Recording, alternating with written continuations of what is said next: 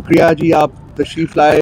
आपको फिर आज तकलीफ़ दी है कि कल से लेके आज तक जो हुआ है और जो हो रहा है उसका थोड़ा सा आपके साथ अहाता किया जाए और देखा जाए कि मुल्क किस डगर के ऊपर आगे चल रहा है या मुल्क को किस डगर के ऊपर आगे की तरफ पुश किया जा रहा है। जहाँ तक प्री पोल फेस का ताल्लुक़ है, मेरा ख़्याल है कि हम पहले बात कर चुके हुए हैं।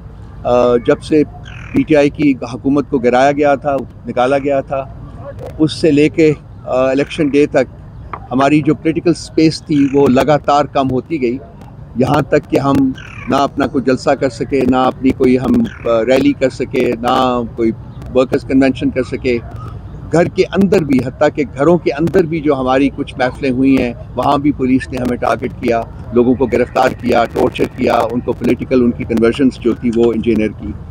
तो उसके बावजूद मैं अपने आवाम को और पीटीआई के फॉलोअर्स को और वर्कर्स को कॉम्प्लीमेंट करना चाहूँगा, जिन्होंने कि इस तमाम जुल्म और जबर को बड़ी खंदा पेशानी से उसका मुकाबला किया और उसके बाद कल इलेक्शन डे के ऊपर चौक दर चौक बाहर निकले। मेरा ख़्याल है कि अभी तक तो परसेंटेज वोटर टर्नआउट तो नहीं आई, लेकिन एक अंदाजे के मुताबिक this is going to be the highest ever. तो ये हमारे जो वोटर बेस है, हमारी जो सपोर्टर्स हैं, उनकी रेजिलियंस को, उनके पैशन को, उनके करेज को रिफ्लेक्ट करता है। So hats off to them, मैं उनको कॉम्प्लीमेंट करना चाहूँगा।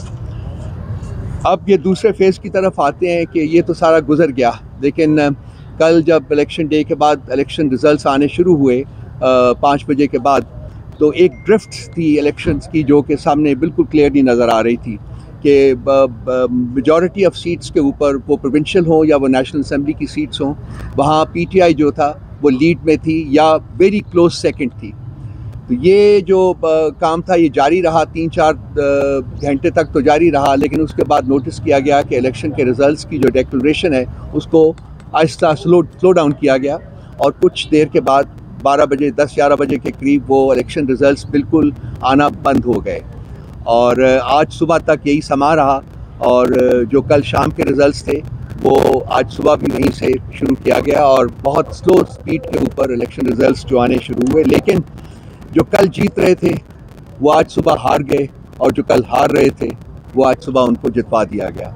और ये काफ़ी, एक नहीं दो नहीं बल्कि बहुत सारी कंस्टिट्यूंसी में ये अमल जो है वो देखने को मिला। तो लाजमी बात है कि पर्दे के पीछे कुछ इंजीनियरिंग हो रही थी। इसमें मैं ख़ासकर इलेक्शन कमीशन ऑफ पाकिस्तान के रोल को जो है वो हाईलाइट करना चाहूँगा। ये पास्ट में भी आपको पता है, पिछले इलेक्शंस में भी इनका रोल जो है, ये जो भी वो अपना सिस्टम लाते हैं वो शाम के किसी न किसी पहर वो कलेप्स कर जाता है और वहाँ से फिर वो इलेक्शन इंजीनियरिंग का प्रोसेस शुरू होता है और उस वक्त ये दोबारा शुरू होता है जबकि वो इंजीनियरिंग का प्रोसेस जो है वो कंप्लीट हो चुका होता है और उन लोगों को जिनको जितवाना होता है वो जीत चुके होते हैं। सो इसके ऊपर भी take a very strong exception to that. और उसके बावजूद मैं ये कहना चाहूँगा कि केपी में, खैबर पख्तूनख्वा में हम लोगों ने वर्चुअली लैंडस्लाइड हासिल की है। वहाँ से 40 में से मेरा ख्याल 38 नेशनल असेंबली की सीट्स जो है वो हमने जीती हैं। प्रोविंशियल असेंबली में हमारी 2/3 से बहुत ज़्यादा मेजॉरिटी है। पंजाब में अभी तक हम लीड पे हैं दूसरी पार्टी के साथ, जिसको कि इंजीनियर करके ऊपर लाया गया है। नेशनल असेंबली की सीट्स जहाँ हैं वहाँ भी हम लोग लीड में हैं और हमें कुलियतन यकीन है कि अगर इलेक्शंस के रिज़ल्ट्स जो हैं वो डिक्लेयर किए जाते हैं और उसमें minimal level of honesty and integrity का इजहार किया जाता है तो हम कम से कम 3 हुकूमतें जो है वो बनाने की पोजीशन में होंगे, सेंटर की हुकूमत, केपी की हुकूमत और पंजाब की हुकूमत। लेकिन इस वक्त जो कोशिश हो रही है, मैं उसको भी अल्फाज में बयान करना चाहूँगा कि हत्तल वसा लोग ट्राई कर रहे हैं कि जी हमें कम से कम इनमें से 2 से, केपी में तो वो कुछ कर नहीं सकते लेकिन पंजाब में और सेंटर में अभी तक वो जो अमल है इंजीनियरिंग का वो जारी है और उनकी कोशिश ये है कि जी हमें इन हुकूमतों में किसी किस्म का हिस्सा ना डालने दिया जाए। सो पोस्ट इलेक्शन जो फेज़ है उसमें मैं सिर्फ ये बताना चाहूँगा कि हमारे पास ऑप्शंस हैं, फॉल बैक ऑप्शंस हैं, हमारे पास ट्राइब्यूनल्स में जाने का ऑप्शन है, हमारे पास कोर्ट्स ऑफ लॉ में जाने का ऑप्शन है। हम इन तमाम ऑप्शंस को एक्सरसाइज करेंगे। इसके अलावा हमारे पास सुपीरियर कोर्ट्स में भी जाने का ऑप्शन मौजूद है, वो भी हम एक्सरसाइज करेंगे इस वक्त। इसके अलावा आइन और कानून के कॉन्टेक्स्ट में हमारे पास जो भी राइट्स हैं जो कि आइन और कानून हमें देता है, हम उनको भी एक्सरसाइज करने का पूरा हक रखते हैं और हमारी डिटर्मिनेशन भी यही है कि हम उनको करेंगे। ये टेम्परिंग जो है इसको हम लाइटली नहीं ले रहे और इस टेम्परिंग को हम we not going to accept it just lying down, so we going to fight it to the end. जितने भी हमारे पास राइट्स हैं, जो भी हमारे कवानीन के मुताबिक हम कर सकते हैं वो हम करेंगे। इलेक्शन हम जीत चुके हुए हैं, अब ये टेम्पर जितना मर्जी करके हमसे वो लेना चाहें, लेकिन इलेक्शन मॉरल विक्ट्री जो है वो हमने अपनी इस्टेब्लिश कर दी है। और जिन नामसाइद हालात में पीटीआई ने इलेक्शन में हिस्सा लिया, जिन नामसाइद हालात में हमने 2 साल गुजारे और जिन नामसाइद हालात में हम आज का दिन भी देख रहे हैं कि किस तरीके से ये रिज़ल्ट्स को चेंज करने की कोशिश कर रहे हैं, उसमें सबसे ज़्यादा जो कॉम्प्लीमेंट जाता है वो हमारे आवाम को जाता है, हमारे फॉलोअर्स को जाता है, हमारी पार्टी को जाता है, and above everybody else, everything else वो इमरान खान साहब की ज़ात को जानता है, जो कि जेल के अंदर आज इतनी पावर एक्सरसाइज करते हैं जो कि शायद पाकिस्तान की पॉलिटिकल तारीख में किसी और लीडर ने एक्सरसाइज।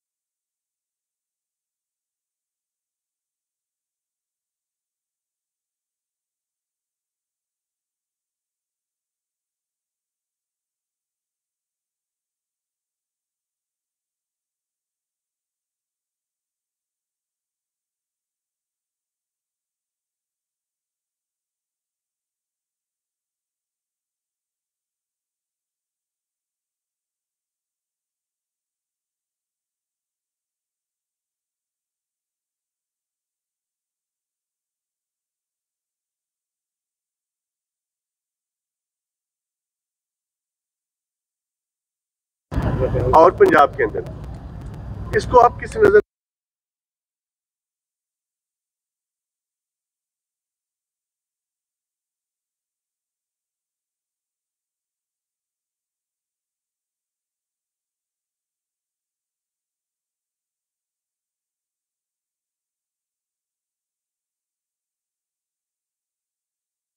नौ फरवरी में 9 मई के बारे में हमारा जो डिमांड है वो बड़ा पुराना है, लेकिन वो मीट नहीं किया गया कि एक इंडिपेंडेंट इन्वेस्टिगेशन की जाए, जुडिशल इन्वेस्टिगेशन की जाए, ताकि जो एक्चुअल कल्प्रेट्स हैं उनकी निशानदेही की जा सके और फिर कानून के मुताबिक उनको सज़ा दी जा सके। और 9 फरवरी को जो हुआ है, 8 फरवरी से शुरू होकर 9 फरवरी तक, मेरा ख्याल है कि उसके बारे में भी इंक्वायरी होनी चाहिए कि जो पसे पर्दा जो कुव्वतें ऑपरेट कर रही हैं वो कौन है और उन्होंने क्यों इलेक्शन के रिजल्ट्स को टैंपर करने की कोशिश की।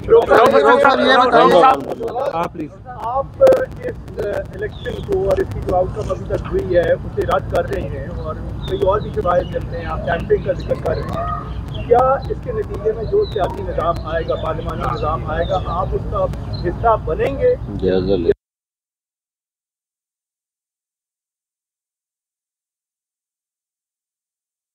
तो उसका हिस्सा बनना या ना बनना जो है वो इतना इम्पोर्टेंट नहीं है, जितना कि ये चीज़ इम्पॉर्टेंट है कि इस किस्म का निज़ाम जो बनेगा वो कितना सस्टेनेबल हो सकेगा।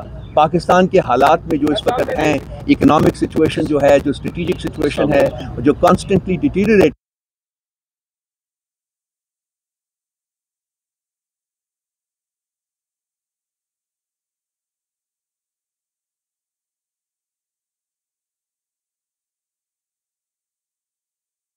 जो भी हुकूमत बनेगी, जो भी हुकूमत बनेगी वो कमज़ोर हुकूमत बनेगी और आजकल के तकाज़े जो हैं, जो ज़रूरियात हैं, उसमें वो मुल्क में डिलीवर नहीं कर सकेगी। तो हमारी ख्वाहिश ये है और हमारी कोशिश भी ये है कि जिस पार्टी को वोट मिला है, पब्लिक मैंडेट मिला है, उसको वो राइट है उसका और उसको वो हुकूमत बनाने की इजाज़त दी जाए विद होप एंड प्रे कि वो स्ट्रॉन्ग हुकूमत हो। बैरिस्टर साहब ने ये कहा है, अभी बैरिस्टर साहब ने ये कहा है कि एक तो ये है कि हम किसी भी पार्टी को, बड़ी पार्टियों का निशान देके नाम लेकर उन्होंने कहा कि हम किसी को ज्वाइन नहीं करेंगे। अब मेरा आपसे बुनियादी सवाल ये है कि सादा अक्सरियत वज़ीर आज़म के इंतखाब के लिए आपको भी मालूम है, कौम को भी मालूम है, ज़रूरत होती है। आप इस वक्त मेजॉरिटी में बरतरी इस वक्त लीड आप कर रहे हैं कौमी असम्बली में। कौमी असम्बली में आपको वज़ीर-ए-आज़म के आज़ाद उम्मीदवार भी वज़ीर-ए-आज़म का इंतखाब लड़ सकता है। इसमें आइन में और कानून में कोई कतगन नहीं है। सिर्फ ये बता दें कि जब सादा अक्सरियत आपको नहीं मिलेगी, मखसूस नशिस्तें आपको नहीं मिलनी, आपके पास ऑप्शन क्या है? क्योंकि सादा अक्सरियत तो आपको मिलनी नहीं है किसी बड़ी जमात के बगैर। ऑप्शन क्या है सर, ये कौन जानना चाह रही है? आपका ये कहना कि हमें रिजर्व सीट्स नहीं मिलेंगी, वो मैं उसके साथ एग्री नहीं करता जी। हमारे पास फॉल बैक पोजीशन है और हम उन सीट्स के ऊपर अपना राइट है उसको एक्सरसाइज करेंगे, वो हमें मिलेगी। That is number 1। नंबर 2, मेरा ख्याल है कि जिस तरीके से अभी भी in spite of tampering and all that जो ड्रिफ्ट है रिजल्ट्स की, उसमें हमें सादा से ज़्यादा अक्सरियत मिल जाएगी। अच्छा रोहतन साहब, सवाल ये है कि इस्लामाबाद के तीनों हल्कों में रात तक तहरीक इंसाफ की पोजीशन बड़ी वाज़ेह थी, लेकिन कुछ रिजल्ट कुछ और आए। एक तो इस हवाले से क्या आपकी स्ट्रेटजी क्या होगी? और दूसरा ये कि तहरीक इंसाफ जीतने के बाद आज़ाद उम्मीदवार जो आपके साथ जो पार्टियां हैं, किस पार्टी को लेके आज आगे बढ़ेंगे? क्योंकि आपने कहा है कि एक सियासी जमात को हमारे तमाम उम्मीदवार हैं वो ज्वाइन करें। देखिए, रात को मैंने अपने इब्तिदाई में भी अर्ज किया कि जी बहुत सारे रिजल्ट्स बदले गए हैं, जो जीत रहे थे वो हार गए हैं और जो हार रहे थे वो जीत गए हैं। तो ये जो इस्लामाबाद के जो रिजल्ट्स हैं, बिल्कुल उनकी एक मिसाल आपने खुद बयान कर दी है। दूसरा ये है कि जी मैं इस वक्त पार्टी का नाम डिस्क्लोज़ करने की पोजीशन में नहीं हूँ, लेकिन हमारे पास पार्टीज मौजूद हैं। वो देखना पड़ेगा कि अगर हम हमारी वकला की टीम जो है वो इस पर काम कर रही है कि हम अपना जो राइट है उसको लेने की कोशिश करेंगे कि कम से कम हम जो रिजर्व सीट्स है उसके ऊपर हम राइट एक्सरसाइज कर सकें। अगर वो नहीं होता तो जो पॉलिटिकल पार्टी या पार्टीज हमारे पास मौजूद हैं फिर उनके साथ हम एसोसिएट करेंगे और उस तरह हम अपना ये जो हक है रिजर्व सीट्स का वो जो पीटीआई के साथ जबर जुल्म और ज्यादती होती रही, अगर आपकी मरकज और सूबों में हुकूमत बनती है तो क्या जिन्होंने आप पे जुल्म किया उनका हिसाब होगा, एहतसाब होगा कि नहीं? देखिए, बदला लेना जो है वो हमारी पार्टी का बिल्कुल मंशूर में नहीं है। आप पढ़ लीजिए उसको। हमने उसमें एक चैप्टर डाला है, वो हीलिंग द नेशन बेसिकली, और एक बहुत इंपॉर्टेंट चैप्टर है वो। हमारी जो कंटेंशन है वो ये है कि जी पिछले 76 सालों में फॉर वॉट एवर रीजन्स जो भी है होता रहा है, तमाशा होता रहा है, ये मुल्क पे इतने ज़ख्म लग चुके हुए हैं और वो नासूर बन चुके हैं। अब उनको हील करना, अपने मरहम रखनी है। और हम अगर हमें अगर मौका मिलता है इलेक्शंस के बाद हुकूमतें बनाने का, तो हमारी प्रिंसिपल जो ऑब्जेक्टिव होगा वो ये होगा कि इस मुल्क को हमने हील करना है। उसके लिए तरीके जो मैकेनिज्म जो है वो हम इंशाअल्लाह ताला इस्टेब्लिश करेंगे जब हमें ये रिस्पॉन्सिबिलिटी मिलेगी। साहब ये बताइएगा कि सुख इसहाक डार साहब ने एक बयान दिया है कि जो आज़ाद उम्मीदवार हैं वो हमारे साथ रब्ते में हमें फ़ोन कर रहे हैं। माजी में जिस तरह हमने देखा कि जिस तरह ख़रीदे गए लोगों को ख़रीदा गया है इस इलेक्शन के दौरान, अब उनके पास ऑप्शन तो है कि वो किसी पार्टी को ज्वाइन कर लें, लेकिन वो आपके उम्मीदवार हैं, तो उसको कैसे रोकेंगे? आपने हिकमत अमली बनाई है? देखिए, मंडियाँ तो इस मुल्क में लगती रही हैं, अब भी लगेंगी। मेरा नहीं ख्याल कि उसके बारे में हमारे दिमाग में किसी किस्म का कोई शक व शुबा है। जरदारी साहब बड़े माहिर हैं उसके, और शरीफ भी कोई पीछे नहीं है इतने ज़्यादा। हमारी हुकूमत को गिराने में भी इन मंडियाँ लगाने का बहुत बड़ा अमल दखल था। आपको याद होगा सिंध हाउस में लगे थे और हमारे 27-28 बंदे खरीदे गए थे। लेकिन पीटीआई जो है वो पिछले 2 सालों में ट्रांसफॉर्म हुई है। ट्रांसफॉर्म इस तरीके से हुई है कि हमारे पास जो सो कॉल्ड इलेक्टेबल्स थे वो अब पार्टी का हिस्सा नहीं रहे। और अगर आपने देखा है जो लोग हमारी सपोर्ट के साथ बने हैं वो यंगर जनरेशन है। ये वो लोग हैं जो कि खान साहब की विजन और खान साहब के आइडियल्स की वजह से पार्टी के साथ हैं और आइडियोलॉजिकल वर्कर्स हैं पार्टी के। सो जहाँ एक तरफ ये बात माननी पड़ेगी कि मंडियाँ लगेंगी, वहाँ दूसरी तरफ ये बात है कि इन लोगों का ज़मीर ख़रीदना जो है वो मेरा ख्याल है बहुत मुश्किल काम होगा। ये बहुत ज़्यादा वेडेड हैं in the vision and ideology of the party.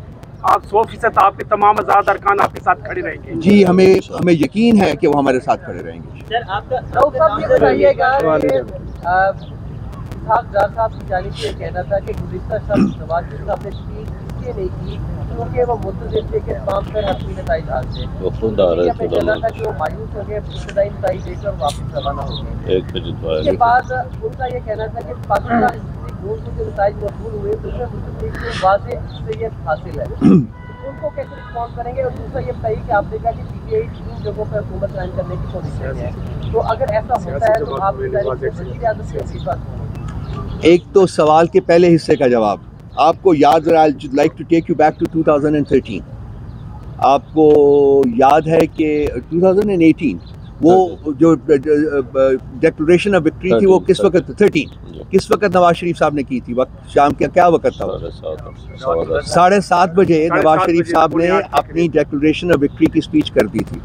तो अब ये इसहाक डार साहब का जो झूठ है वो तो मेरा ख्याल इससे यहाँ है कि जी वो उनको पता नहीं, पता तो उनको चल रहा था कि वो हार रहे हैं, और आपको उसके अंदर की रुदात भी मेरा ख्याल पता लगी होगी कि वो वॉकआउट कर गए थे उस मीटिंग से जहाँ वो बैठे हुए थे और बहुत गुस्से से वो गए थे। ये झूठ के पलंदे बनाते रहते हैं, गिरते रहते हैं, आगे देखते हैं क्या होता है। दूसरा आपका जो हिस्सा है सवाल का, प्रेमेच्योर्ड है, अभी पता लगने दे पहले कि क्या होता है, उसके बाद इंशाल्लाह ताला बड़े अच्छे लोग आएंगे, बहुत अच्छे लोग आएंगे। अच्छा सर, ये तो एक महीना